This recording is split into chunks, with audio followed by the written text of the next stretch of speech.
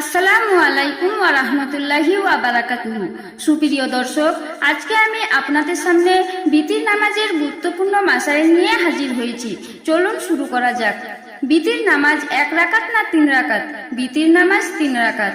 বিতির নামাজের হুকুম কি? বিতির নামাজের হুকুম ওয়াজিব। বিতির নামাজ কখন পড়তে হয়?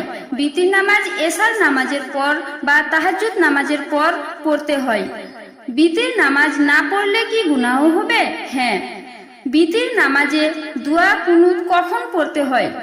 বিতির নামাজে দোয়া কুনুত তৃতীয় রাকাতে দাঁড়িয়ে সূরা ফাতিহা ও অন্য একটি সূরা পড়ার পর 2 হাত কান বরাবর উঠিয়ে মেয়েরা কাঁধ বরাবর উঠিয়ে আল্লাহু আকবার বলে 2 হাত বেঁধে দোয়া কুনুত পড়তে হয়।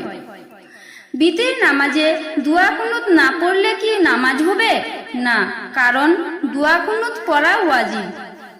বিতির নামাজে দোয়া কুনুত ভুলে না পড়লে কি করব? বিতির নামাজে দোয়া কুনুত ভুলে না পড়লে সাহু সিজদা দিতে হবে।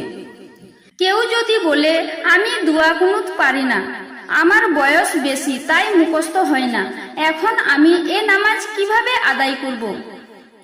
তাহলে দোয়া কুনুতের জায়গায় এই দোয়াটি পড়বেন। রব্বানা জলামনা আনফুসানা ওয়া ইল্লাম তাগফির লানা ওয়া তারহামনা লানাকুনান্না মিনাল খাসিরিন। যদি এই দোয়াটিও না পারেন তাহলে 3 বার এই দোয়াটি পড়বেন, আল্লাহুম্মা গফিরলি।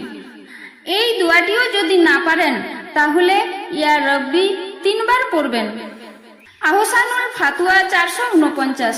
তবে এই নিয়মটি শুধুমাত্র যারা দোয়া কুনুত পারে না তাদের জন্য।